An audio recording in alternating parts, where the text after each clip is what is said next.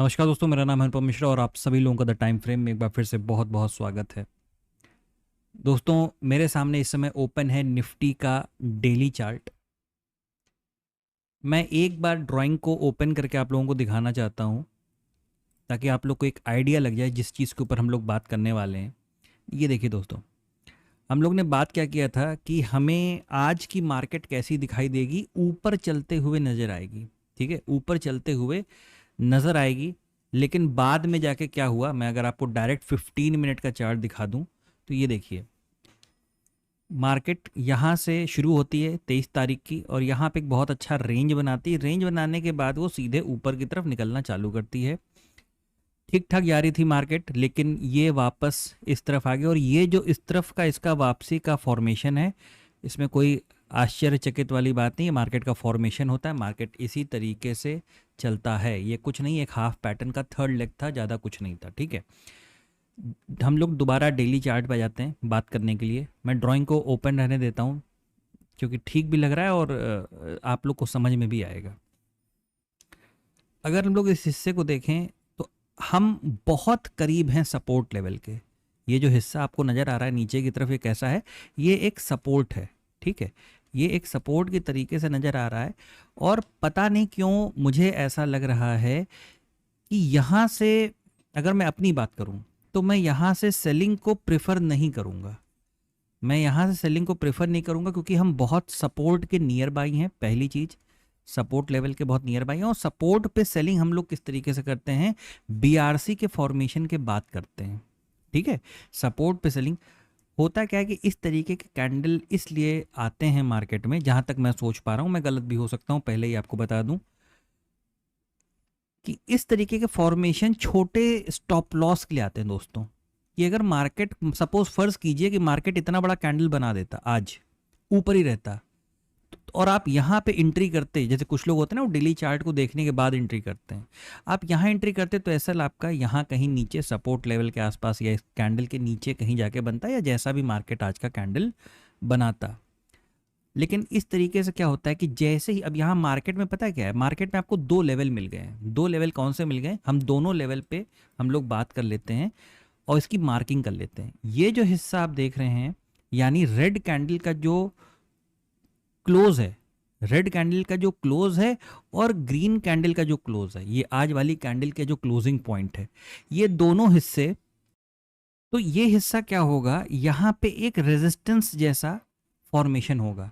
ठीक है, और जैसे मान लीजिए आपको नीचे का ट्रेड करने का मन करे, सपोज फर्ज कीजिए, तो आप यहाँ पे ये हिस्सा कैसा होगा, यानी 24,370, 24,370। और हाँ देखिए, ये फिगर देख के मुझे ये याद आ गया कि जो हम लोगों का टारगेट था 24,400, ये मार्केट ने कंप्लीट कर दिया।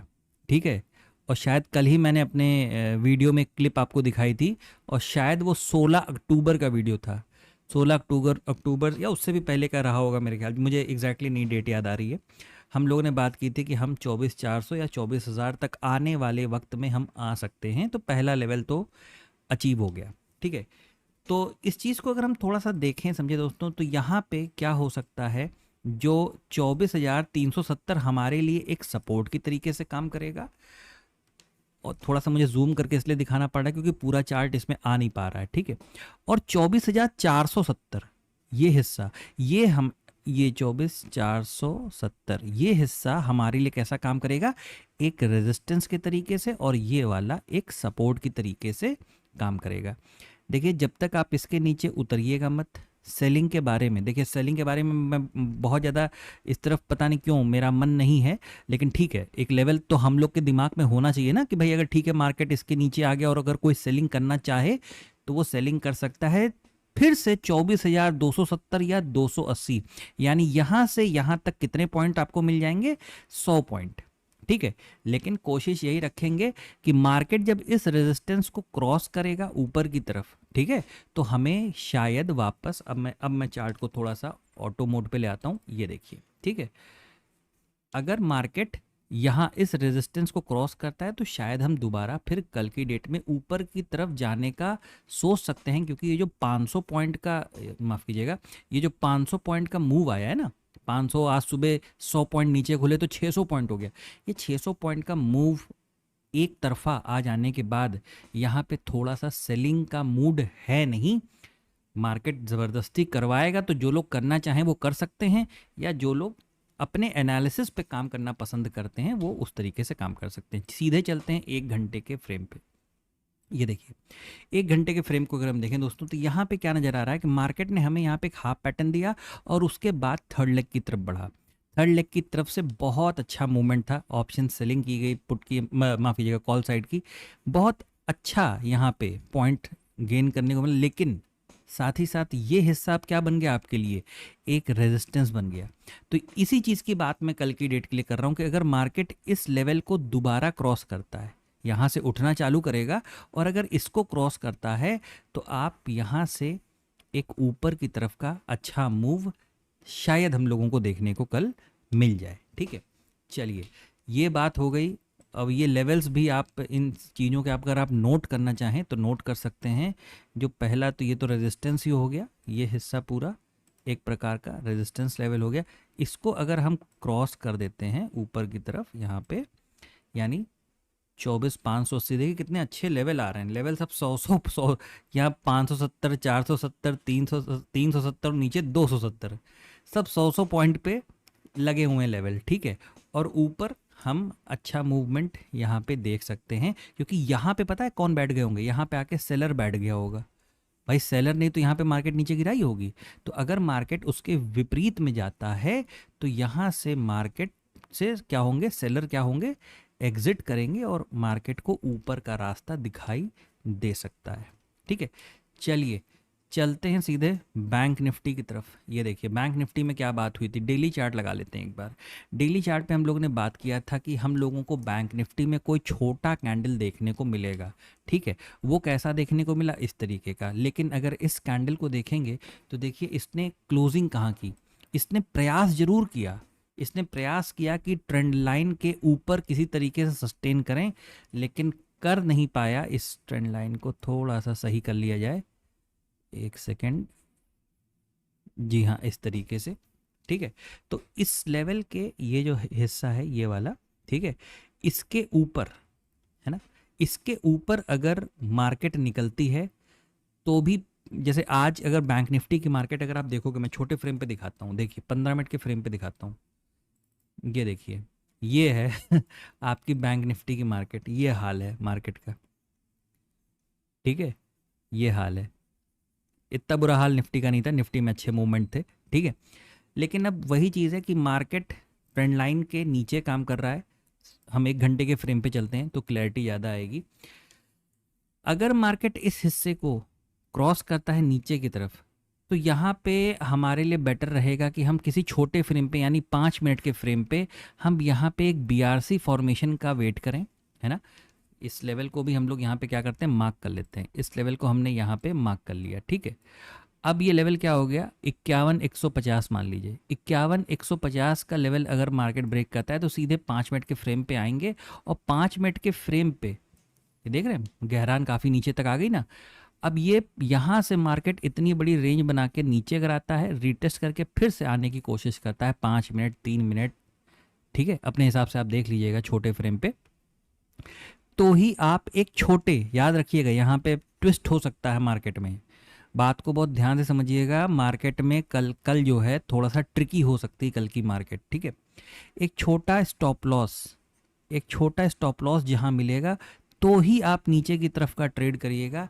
लेकिन अगर मार्केट ठीक उसी तरीके से यहाँ पे अगर ऊपर की तरफ जाता है तो आप यहाँ पे बाइंग का ट्रेड इसलिए प्लान कर सकते हैं, क्योंकि जैसे देखिए मैं क्यों कह रहा हूँ बाइंग का ट्रेड, मैं इस वजह से कह रहा हूँ कि कहीं ना कहीं मुझे निफ्टी में सेलिंग बहुत ज़्यादा अभी नहीं मतलब क्योंकि हम सपोर्ट के करीब है ना, और ये 2 दिन या 3 दिन में हमने 600 पॉइंट का मूव नीचे की तरफ का दिया है।